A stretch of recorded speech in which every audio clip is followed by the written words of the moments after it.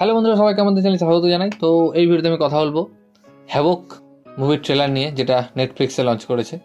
তো চলুন আর সময় নষ্ট না করে ভিডিওটি শুরু করা যাক।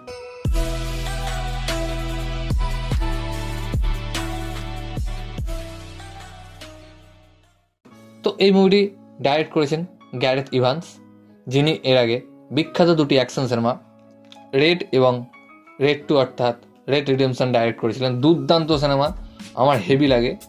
রেডের যে অ্যাকশন ছিল, যেটা আমরা বলিউড সিনেমাতেও দেখেছি, বাঘি 1 মুভিতে, সেই একটা ফ্লোর করে উঠে উঠে যে অ্যাকশনটা ছিল, দুর্দান্ত সিনেমা। তিনি একজন দুর্দান্ত ডাইরেক্টর, তার উপর আমার বিশ্বাস রয়েছে, কারণ এই দুটো সিনেমা দেখার পর আমি জানি তিনি কোন লেভেলের অ্যাকশন মুভি বানাতে পারেন।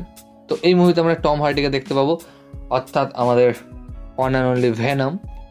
তো এই মুভির ট্রেলারটা দেখলাম, দুর্দান্ত অ্যাকশন, দুর্দান্ত ফাইট, এবং ট্রেলার দেখে গল্পটা যা বুঝতে পারলাম, গল্পটাও বেশ ভালো হতে চলেছে।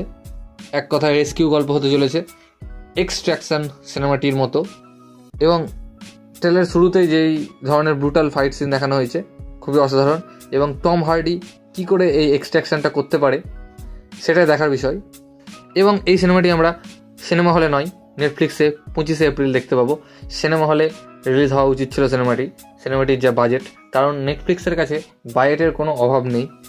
তারা 200, 300, 400, 500 যে কোনো মিলিয়নের ছবি বানাতে পারেন, এত তাদের পয়সা। মাঝে মধ্যে তারা তাদের সিনেমাগুলো হলেও রিলিজ করতে পারে, তাহলে খুব ভালো হয়, বাট তারা সেটা করবে না। তো এর আগে টম হার্ডি যে সিনেমাটি করেছিল ভেনম দ্য লাস্ট ড্যান্স, সিনেমাটা ঠিকঠাক ছিল, বেশিরভাগ ফ্যানেরই পছন্দ হয়নি অতটা, আমারও তাই হয়েছিল। দেখা যাক এই সিনেমাটির মাধ্যমে টম হার্ডি তার কেরিয়ারে বুস্ট দিতে পারে কিনা।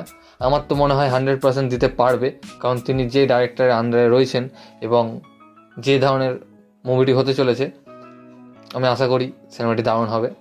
তো দেখা হচ্ছে আপনাদের সঙ্গে নেটফ্লিক্সে 25শে এপ্রিল। তো এই ভিডিওটা এতটুকুই গাইস। ভিডিও ভালো লাগলে অবশ্যই ভিডিওকে লাইক, কমেন্ট, শেয়ার এবং চ্যানেলটিকে সাবস্ক্রাইব করুন, এবং আমাকে ইনস্টাগ্রামে ফলো করতে পারেন, লিঙ্ক আমি ডিসক্রিপশনে দিয়ে দেবো। ভিডিওটি দেখার জন্য থ্যাংক ইউ, ধন্যবাদ।